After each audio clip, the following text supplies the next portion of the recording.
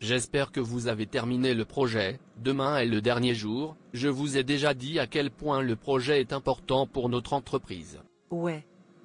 Monsieur, vous ne savez pas ce qui nous est arrivé hier, alors que nous rentrons à la maison, la remorque tombe sur le bord de la route, aucun mouvement, partout était bloqué. En fait nous parvenons à rentrer à la maison hier, et en rentrant à la maison, je découvre que ma mère était très malade, alors je la précipite à l'hôpital, et ils l'ont admise. Depuis lors, je suis à l'hôpital avec elle, en fait je l'ai presque perdue, si ce n'est pour la grâce de Dieu, comme je vous parle maintenant, elle est toujours à l'hôpital, donc tout est sur moi. Je n'ai pas récupéré depuis, j'arrive même à venir travailler aujourd'hui. S'il vous plaît monsieur, donnez-nous plus de jours, afin que ce soit plus facile pour nous. D'accord, je vais faire ça. Assurez-vous simplement que vous prenez soin de vous, en fait, vous pouvez rentrer chez vous et vous reposer et prendre bien soin de votre mère. Merci monsieur. Merci monsieur. Chai, si pitoyable. Tu peux mentir. Et arrête ça. Pourquoi devez-vous mentir, à notre directeur, comme ça, vous et moi savons que rien de tel n'est arrivé, le mensonge est un acte pécheur, et la désobéissance pure et simple à Dieu, commandement. Oublie que, Dieu néglige des choses comme ça, et après tout, je l'ai fait pour nous deux, et ce n'est rien, c'est juste un péché mineur, Dieu comprend, nous sommes humains, nous vivons sous la chair, ce qui signifie que nous sommes faibles, non l'humain peut prétendre être parfait, et nous humains devons nous protéger, et le mensonge est l'un des moyens que nous utilisons pour nous protéger, donc je suis chrétienne aussi, tu ne m'apprends pas, je l'ai fait pour nous, c'est juste pour protection. Non, je ne suis pas reconnaissant du tout, dire un mensonge pour se couvrir ou éviter que les autres soient punis, reste un péché contre Dieu, Apocalypse 21 verset 8, avertit que tous les menteurs auront leur part dans les temps qui brûlent, avec le feu et le soufre, qui est la seconde mort. Nous vivons dans un monde où le mal a été rebaptisé pour signifier intelligence et sagesse, un monde où un style de vie pieux est offensant pour les gens, tandis que les auteurs d'atrocités ignobles sont célébrés. Plus pathétique est le fait que même les gens qui vont à l'église croient que aucun mortel ne peut vivre une vie sainte. Alors, au lieu de dépendre de la grâce de Dieu pour marcher quotidiennement avec lui, ils défendent leurs péchés, les qualifiant de faiblesse humaine, tout en prétendant que la miséricorde de Dieu est sans fin. En effet, sa miséricorde est à 1000 générations, mais c'est à ceux qui l'aiment et lui obéissent. Deutéronomie 7 verset 9. S'il te plaît ma sœur te conseille d'arrêter de mentir, afin que tu échappes à la colère de Dieu qui arrive bientôt. S'il te plaît, assez de ça, qu'est-ce que tu racontes de bêtises? Est-ce que tu dis que j'aurais dû dire la vérité, pour qu'il me vire? Tu n'es pas Dieu, Dieu est un Dieu miséricordieux, plus tard je demanderai pardon, et je sais qu'il me pardonnera. Oui, Dieu est miséricordieux, mais vous prendrez sa miséricorde pour un tour? Lorsque vous désobéissez à sa parole à plusieurs reprises et volontairement, vous attristez aussi son Saint-Esprit. En plus, si vous décidez délibérément de vous adonner au péché, et demander plus tard miséricorde, vous pouvez rencontrer le jugement avant la miséricorde. Le jugement terrifiant de Anania et Saphira vient à l'esprit, Acte 5 verset 1 à 10. Ne jouez pas intelligemment avec Dieu, il y a un grand danger à prendre sa grâce pour acquise, vous ne sachez quand ta coupe d'iniquité sera pleine, et quand ton temps de miséricorde s'écoulera. Hébreux 10 verset 26, avertit que, si nous péchons volontairement, après avoir reçu la connaissance de la vérité, il ne reste plus de sacrifice pour le péché, il est dangereux de continuer dans le péché, tout en espérant que la grâce de Dieu sera toujours disponible à tout moment. Choisissez, voyez-vous, ne jouez pas avec votre destinée éternelle, l'éternité est si proche, personne ne connaît sa dernière minute, alors utilisez chaque minute de votre vie à bon escient. Le péché est un péché, il n'y a pas de péché mineur ou plus grand, il y a des égaux aux yeux de Dieu. Est-ce que tu m'appelles un pécheur, simplement parce que j'ai menti pour nous protéger? Non, je te dis juste la vérité, parce que je t'aime. Mentir équivaut à tuer, mentir équivaut à avorter, mentir équivaut à voler, mentir équivaut à homosexuel, mentir équivaut à de la sorcellerie, l'occultisme, la méchanceté, les combats, la fornication, l'adultère. Tous les péchés sont égaux, il n'y a pas de petit ou de grand péché, alors ne permettez pas à Satan de vous tromper, en faisant paraître le mensonge petit à vos yeux, car aux yeux de Dieu, ils sont égaux, et ceux qui prennent part à tout ce qu'on appelle péché, nous avons leur part dans les temps de feu, qui est la seconde mort. Apocalypse 21 verset 8. Pouvez-vous imaginer le non-sens? Vous dites, si Dieu punit les menteurs, cela signifie que tout le monde ira en enfer. Après tout le monde ment, nous mentons tous. En fait, je connais un pasteur qui sera sur son lit. Pourtant il dira à ceux qui l'attendent qu'il est très proche des locaux de l'église. Qu'est-ce que c'est? La grâce de Dieu est suffisante, et sa miséricorde est éternelle, et personne n'est au-dessus de mentir.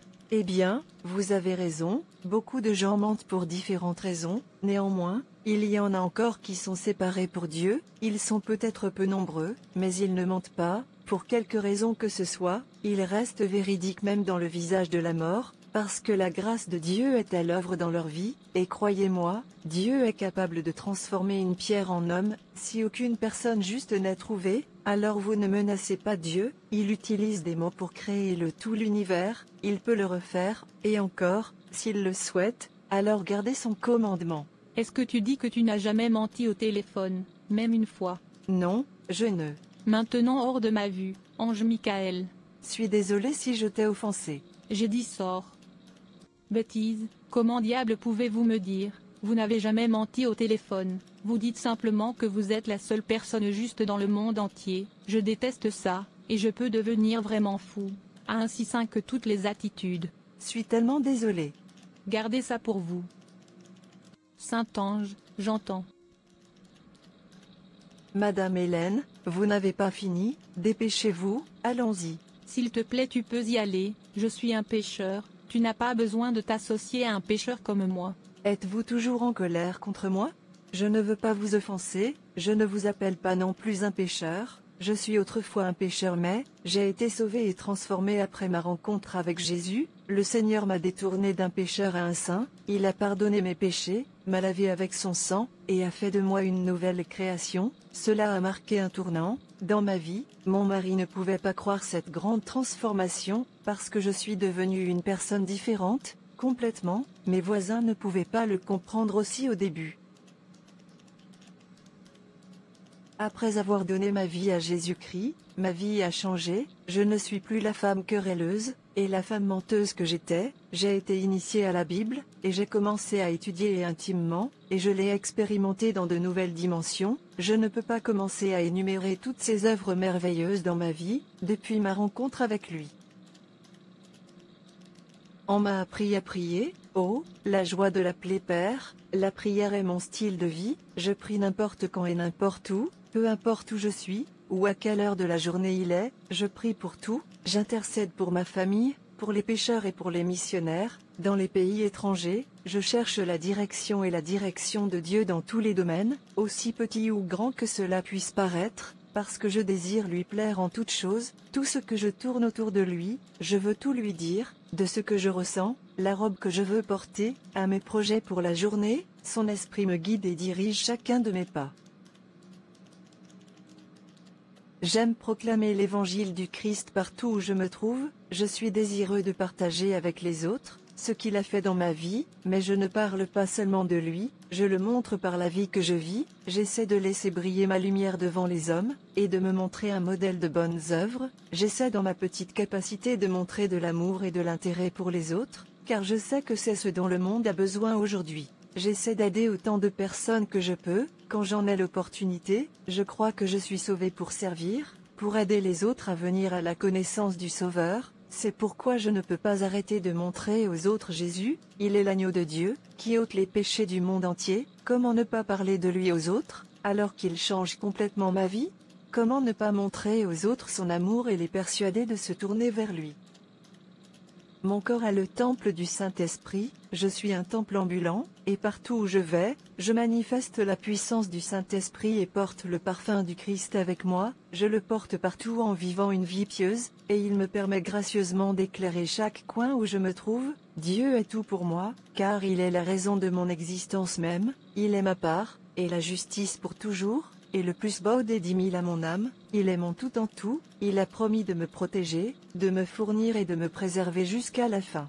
Donc, mon esprit est au repos, sachant qu'il m'a soutenu, bien qu'il ait été persécuté pour ma foi chrétienne, je n'ai jamais nié et ne nierai jamais, mon Sauveur qui m'a tant aimé, qu'il a donné sa vie pour moi, aucune épreuve n'est assez forte pour m'éloigner de lui. En fait, mon amour pour lui ne cesse de grandir de jour en jour, Cela a été une douce expérience pour moi, et quand j'en ai besoin, je vais simplement vers lui en prière, croyant qu'il est plus que capable de répondre à mes besoins. Jésus est le seul compagnon, qui ne me quittera jamais à travers la vie pour l'éternité, et je sais avec certitude qu'il reviendra pour m'emmener au paradis un jour, et je veux que tu sois prête aussi, pour que nous soyons heureux pour toujours.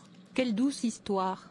Merci Jésus, je sais maintenant qu'il est doux de te connaître et que tout péché est égal à tes yeux. Aide-moi à vivre une vie qui te glorifiera. Merci de m'avoir dit la vérité.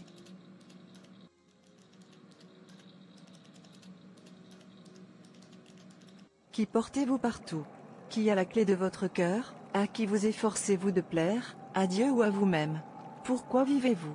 Examinez votre vie et répondez à la question. Tout le monde est le reflet de quelque chose, vous deviendrez le reflet de ce à quoi vous accordez votre attention et votre affection. Si vous donnez votre cœur à la cupidité, vous serez le reflet de la cupidité. Si vous donnez votre cœur aux tendances du monde, tu seras le reflet de la mondanité. Si tu donnes ton cœur et ta volonté à Dieu, tu seras le reflet de son image. Alors à quoi portez-vous votre attention? Merci d'avoir regardé. Et n'hésitez pas à vous abonner, liker et partager. Que Dieu te bénisse. Et souviens-toi, Jésus t'aime vraiment.